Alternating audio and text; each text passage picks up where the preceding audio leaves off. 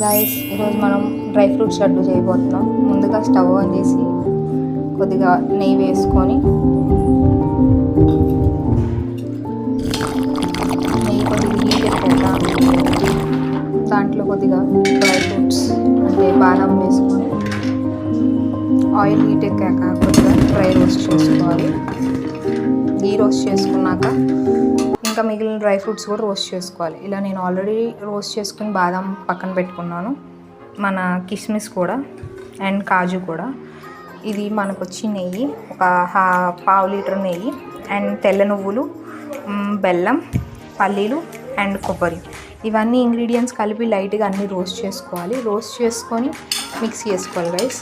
నేను మీకు ఇది రోస్ట్ అయ్యాక చూపిస్తాను దీని తర్వాత ఏం చేయాలో. ఇవి ఫిగ్ గైస్, అంటే అంజూర్ అంటారు కదా.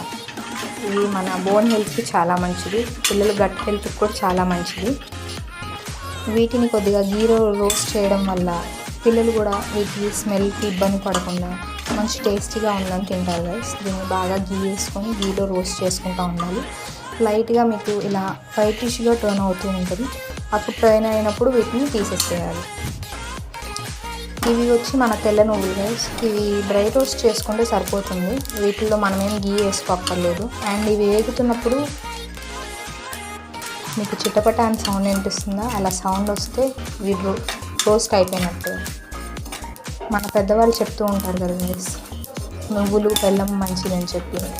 ఇది మన నడుము నొప్పి ఉన్న పిల్లలకి ప్రతి ఒక్కరికి పెడితే చాలా మంచిది. మనం డ్రై ఫ్రూట్స్ అన్నిటితో లడ్డు చేసుకోవచ్చు, బట్ ఈ లడ్డు అనేది స్పెషల్లీ నేను మా బాబు కోసం చేస్తున్నాను. ఈ జనరేషన్లో ప్రతి ఒక్కరికి నడుము నొప్పులు ఉంటున్నాయి, నడుము నొప్పితో చాలా బాధపడుతున్నాం. ఫ్యూచర్ జనరేషన్ కూడా అలాగే అవ్వకూడదంటే మనం ఇలాంటి హెల్తీ ఫుడ్ పెడుతూ ఉన్నాం. ప్రతి ఒక్క ఐటెం నేను చూస్ చేసుకొని తీసుకున్నాను. తన బోన్ డెవలప్మెంట్కి కానీ, బ్రెయిన్ డెవలప్మెంట్కి కానీ, మజిల్ డెవలప్మెంట్కి కానీ ఇవి హెల్ప్ అవుతూ ఉంటాయి. వీటి నుంచి ఆప్షనల్గా మీకు ఏది నచ్చితే అది తీసుకోవచ్చు. డ్రై ఫ్రూట్స్ అనేవి సిమ్లో పెట్టుకొని కొబ్బరిని కూడా ఇలా లైట్గా రోస్ట్ చేసుకోవాలి. హైలో పెట్టే కనుక తొందరగా అడుగు మాడిపోతూ ఉంటుంది. అండ్ కొబ్బరిని లైట్గా రోస్ట్ చేస్తే సరిపోతుంది. ఏమీ అవసరం లేదు కొబ్బరిని రోస్ట్ చేయడానికి, జస్ట్ అది ఉన్న పచ్చిదనం పోవడానికి యూజ్ అవుతుంది. అండ్ ఫైనలీ పల్లీలు కూడా రోస్ట్ చేసుకుంటే మన లడ్డుకి కావాల్సిన ఐటమ్స్ అన్నీ మనం రోస్ట్ చేసుకున్నట్టే. అండ్ పల్లీలు అనేవి ఓవర్గా ఎక్కువ అన్నీ ఒకేసారి కలిపి రోస్ట్ చేస్తే కనుక అది సరిగ్గా రోస్ట్ అవ్వవు. మన దగ్గర ఉన్న పల్లీల్లో 1/3 పల్లీలు మాత్రమే తీసుకోవాలి. మిగిలినవి దాంట్లో వేసి రోస్ట్ చేసుకుంటూ ఉండాలి. అప్పుడే మనకి లో ఫ్లేమ్లో పెట్టుకొని రోస్ట్ చేసుకుంటూ ఉంటే మంచి టేస్ట్ అనేది వస్తుంది. లడ్డు అనేది మనం ఎంత